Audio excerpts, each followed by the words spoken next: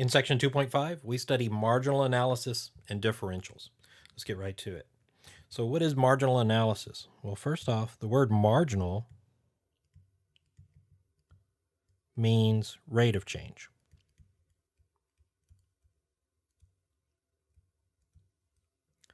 And they use it in business a lot. So, for example, things that we'll study here are marginal revenue, which is, since it's a rate of change, it's just a derivative. So it's r prime of x. And that is equal to the instantaneous rate of change in total revenue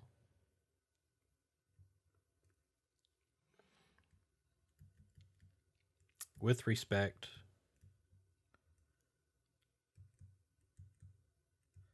to the number of items sold. So basically, it's how is your revenue changing at a certain production level. And then, of course, we can have marginal cost, which is C prime of X, and you can write a similar statement over here for that. We can have marginal profit, P prime of X. You can write a similar statement for that. The one thing I would probably further note about marginal profit is that since the profit function is equal to R of X minus C of X, then the marginal profit function is equal to the marginal revenue function minus the marginal cost function. Because you can just take the derivative of that first equation to get the second. And then, of course, you can do marginal average and then revenue or cost or profit or whatever you want to do, right? So you can take the average function and then take its derivative, and they call that the marginal average, whatever you're doing.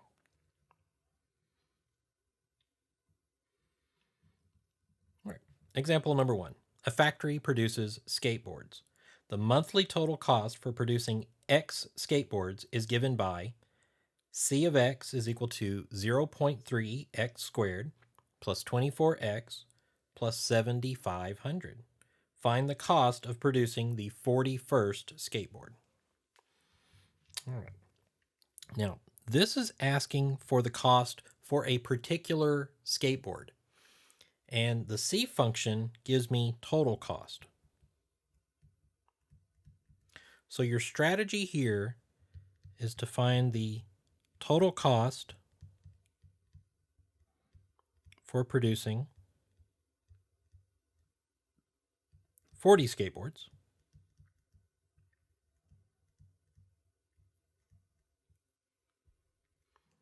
And then find the total cost for producing 41 skateboards.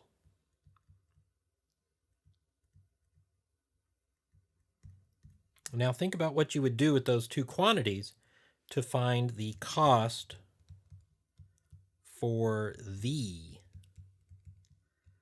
41st skateboard.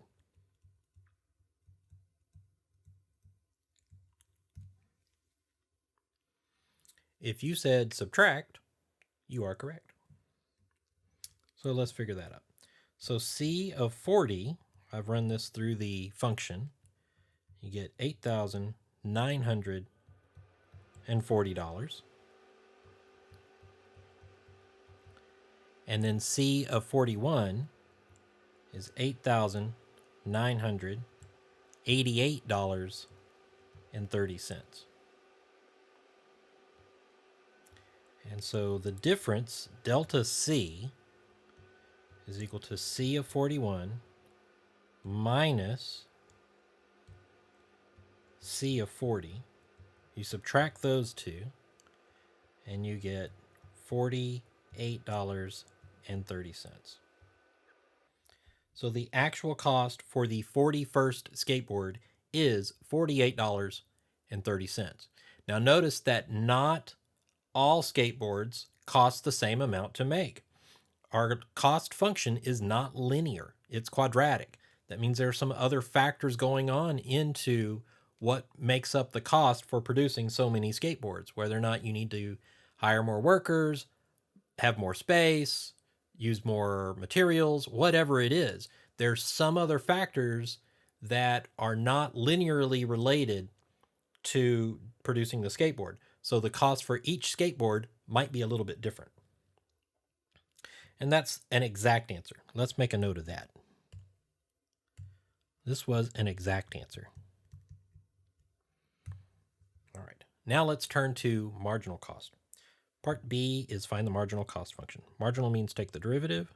So C prime of x is 0.6x plus 24.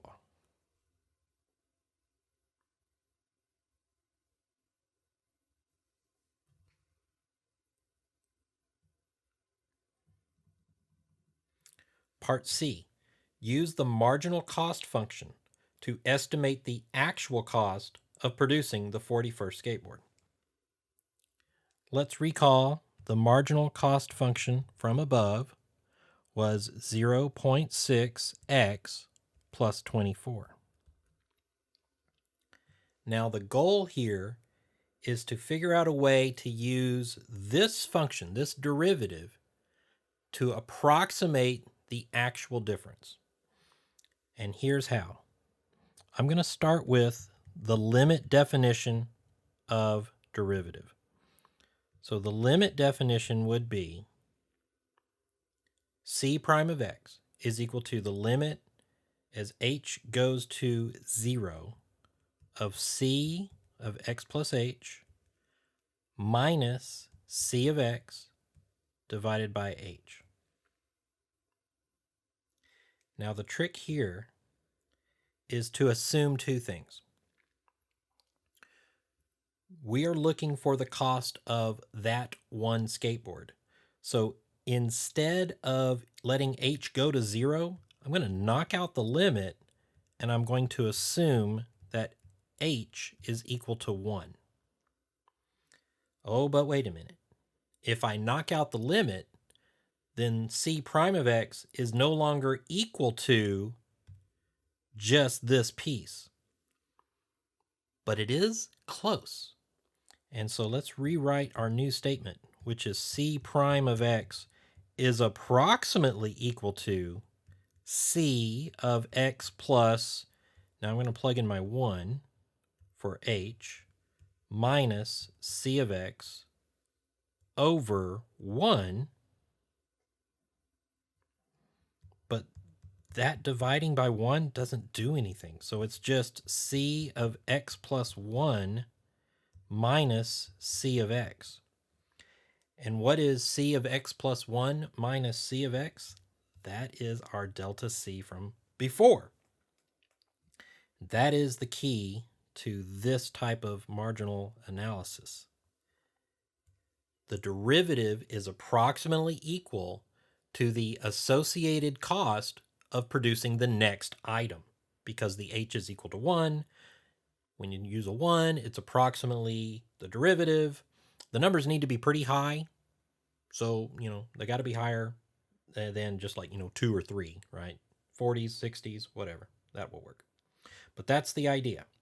Now, here's a point of contention. A lot of students miss this part, so pay special close attention to this.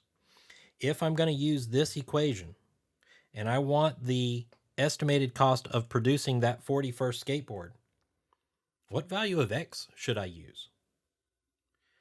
Well, when we had this before, we were trying to get c of 41 minus c of 40. So how does this expression match the one down here? Well, you can see that the x needs to be 40. It's not 41. 40 is sort of the basis where you're going to start your calculations. And you want the 41st skateboard. So you start with 40 skateboards, you build that next skateboard, and you compare that cost at that point. And that's the cost for the 41st skateboard. So the x has to be 40. we're going to use the approximation and plug it into the derivative. So C prime of 40, not 41, 40, is equal to 0.6 times 40 plus 24. And if you work that out, you get $48.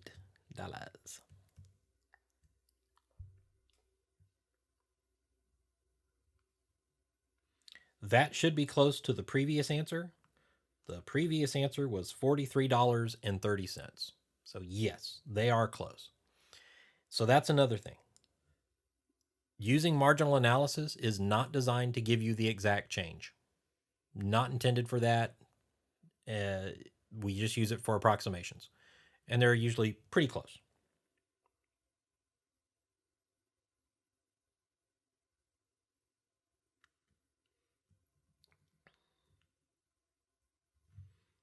Example number 2. The price demand function for selling X cell phones is P is equal to 800 minus 1.25 X dollars. Each cell phone cost $160 to manufacture. Additionally, there are fixed costs of $20,000. Question A, find the revenue function. No problem. Revenue is equal to X times P of X. So this is X times 800 minus 1.25x, which is 800x minus 1.25x squared.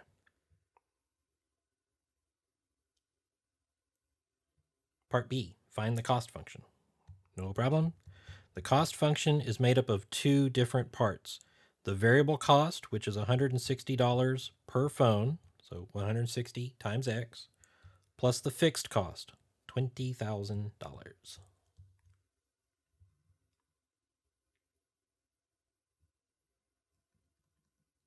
Part C, find the profit function.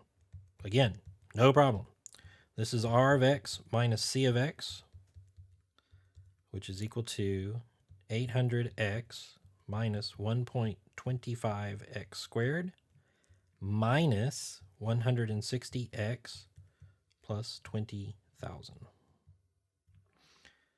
Distribute the negative and simplify, and you get negative 1.25x squared plus 640x minus 20,000.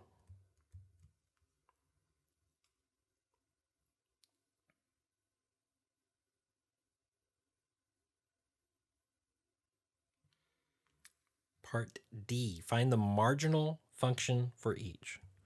So r prime of x is equal to 800 minus 2.5x. C prime of x is equal to 160, a constant, no x's. And then p prime of x, you can either take the derivative of the p function, or you can recognize that p prime is equal to r prime minus c prime. So that would be 640 minus 2.5x.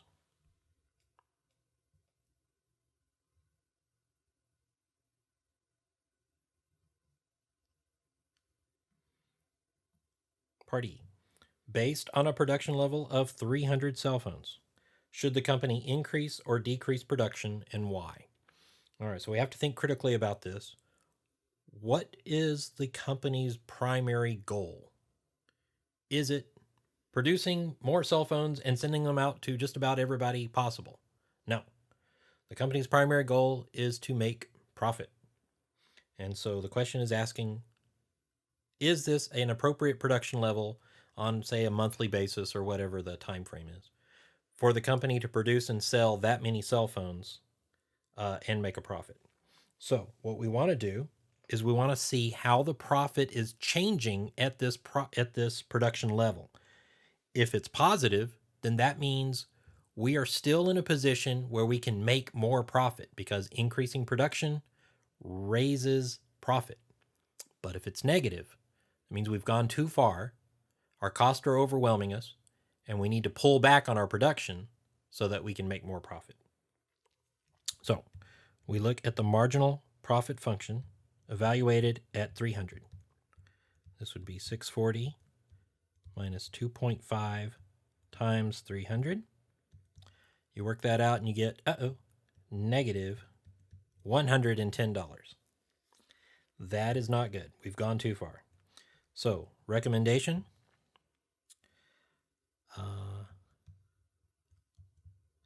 The company should decrease production.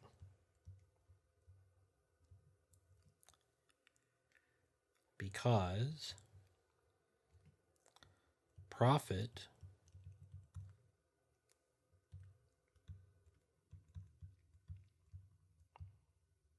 at a production level of 300 cell phones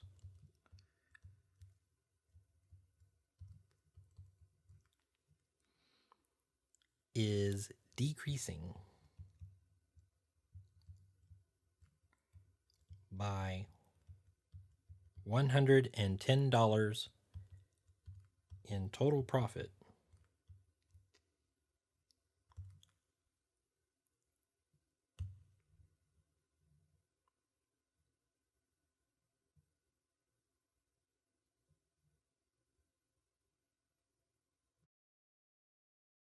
Now, let's take a look at differentials. Differentials are another way to estimate the actual change in a function's value. Let's start with the secant line through the function. The first point is at x, and the second point is a certain distance away from x. This distance is denoted by delta x. This is the same role that h played earlier in the semester, but this notation makes it more clear in this development. The second point is x plus delta x, and thus the distance between these points on the x-axis is delta x. We denote the change in the function values at these 2 points by delta y. This makes the slope of the secant line delta y over delta x.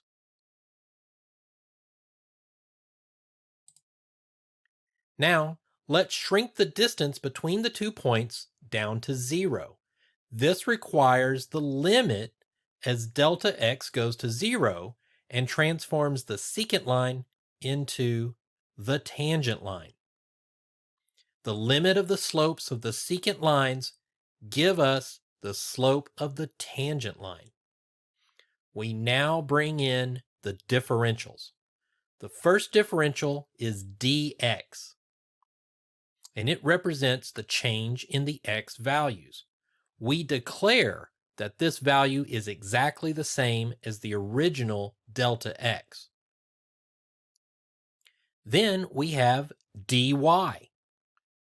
We define dy to be the change in the y values from the original base point's y value to where the tangent line is directly over x plus dx. Notice that if we consider dy and dx to be values, dy over dx is the slope of the tangent line.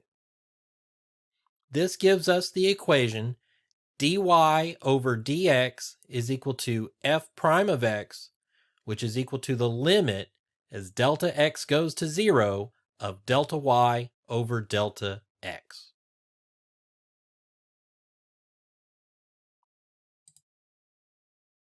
Now, this is where the magic happens. We treat the normally singular symbol dy dx as the ratio of these differentials, and we solve this equation for dy. We get dy is equal to f prime of x times dx. This is the formula for differentials. That's nice and everything, but what does it mean and how do you use it? The idea behind differentials is that if delta x is relatively small, the secant line and the tangent line are fairly close to each other.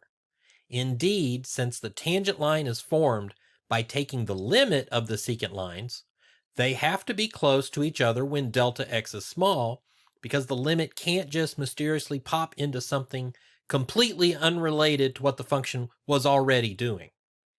But if the secant lines and the tangent line are close, then so must dy and delta y. Thus, if your goal is to find delta y, and for whatever reason it is difficult to do, then you can use differentials to find dy, and then dy is approximately delta y. The closer delta x is to 0, the better your approximation. Don't be discouraged by this particular graphic where the dy and the delta y seem to be pretty much off and vastly different in size. This graph was drawn in this way for your benefit so that you could easily distinguish between the different parts of the graph. In practice, they are usually much, much closer.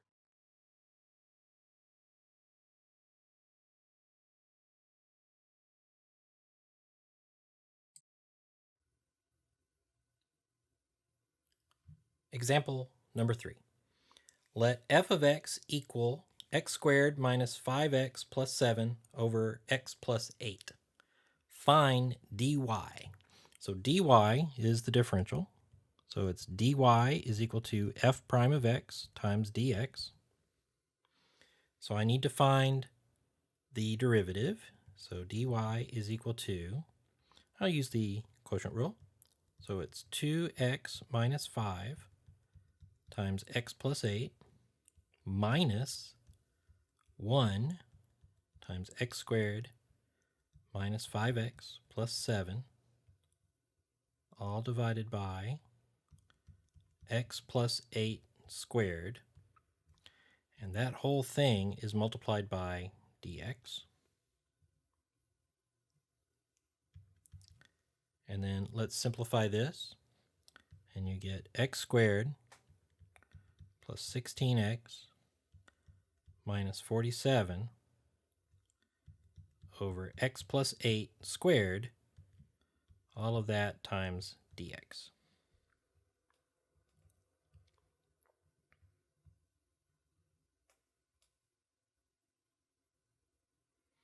Part B, use dy to estimate the change in f from x equals 2 to x equals 2.1. So first let's figure out what the change in x is. So the change in x is equal to 2.1 minus 2, which is 0.1. But when we use differentials, we declare the dx and the delta x to be the same value.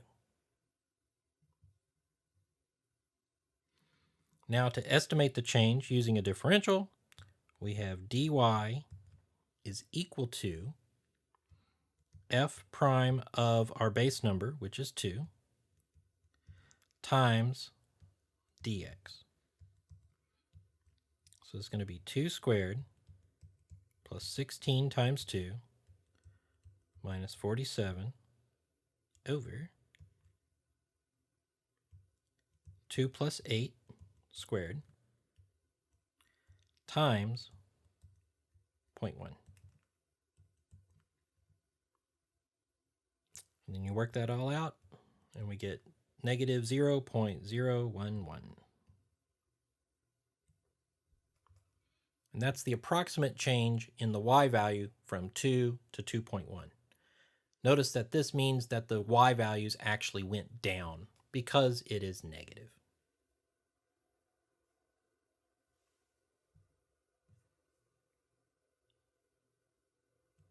Example number 4. A snowball has a radius of 7 centimeters. Estimate the amount of snow needed to increase the radius to 7.5 centimeters. All right, so this is a little geometry problem. We know that a snowball is spherical. So I'm going to draw a little snowball here. It's a little sphere right here. So, and I know that the original radius is 7 centimeters. And then we want to add more snow to it. So we're going to have a little growth here. And the distance between the original snowball and the new outer layer of the snowball is 0.5 centimeters. And so this is a differential question. We can use the differentials on this because we're going from 7 centimeters to 7.5 centimeters. Now the question is, what function do I use? It didn't give me a function.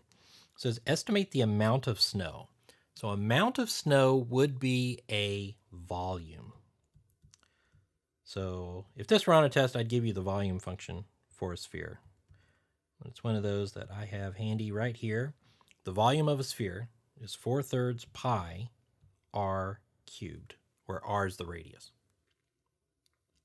So to estimate the amount of snow that we need, what this is actually asking for is dV, the differential of V. So I need to compute the differential. The differential of V is equal to V prime of R times dr. So notice how the variables are taking the place of the y and the x. We have a function that is v, so that's taking the place of y, and that function v is now based on r, which is taking the place of x. So dv is going to be equal to the derivative. So the derivative of 4/3 pi r cubed is 4 pi. The 3 comes down and cancels with the 3 in the denominator. Pi is a constant multiplier. It stays. The 4 stays. And we lower the power on the r by 1. So it becomes r squared. 4 pi r squared times dr. Next, we evaluate at the base number for r, which is 7, and we put in the dr, which is going to be 0.5, because we're going up to 7.5. So we get 4 pi times, I'm going to plug in the 7 and the units so you can see what happens to the units here. So it's 4 pi 7 centimeters squared times 0.5 centimeters. When you multiply the 4, the pi, the 7 squared, and the 0.5, you get about 308. There's a decimal to it, but we'll just leave it at 308.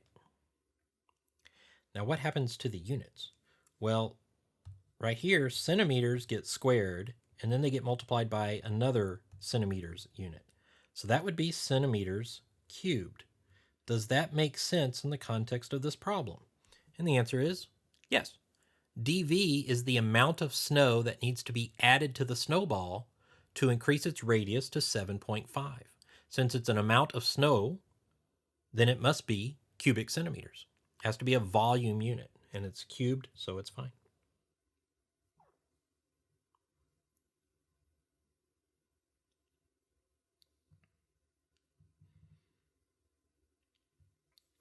Lastly, example number 5. The total cost when x thousand units are produced is C of x is equal to 0.2 x cubed minus 0.6 x squared plus 8x plus 200. Currently, 3,000 units are produced. Use marginal analysis, or differentials in this case, either one, to estimate the change in total cost after increasing production to 3,200 units. All right, so marginal analysis and differentials, they're basically the same. It's no big deal. All right, so let's see what we're doing here. So we want a cost, and we want to go from 3,000 units to 3,200 units. X is the variable, and X represents thousands of units. Now, this is very tricky. You're going to have to write the original base point as X equals 3, because it's 3,000, and X should be 3. And then the second X point would be 3.2. All right, so maybe this is X1 and this is X2, and this is 3.2, which makes delta X equal to 0.2, meaning that the increase in production is 0.2 thousand units, which is 200 units. Let's use differentials. So we're going to have dC is equal to C prime of X times dx.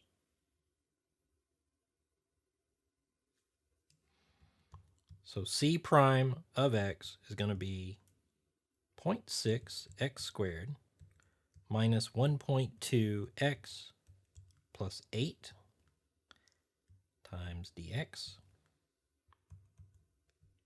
And then we plug in the base number, which is 3, and the delta x, which is the dx, is 0.2.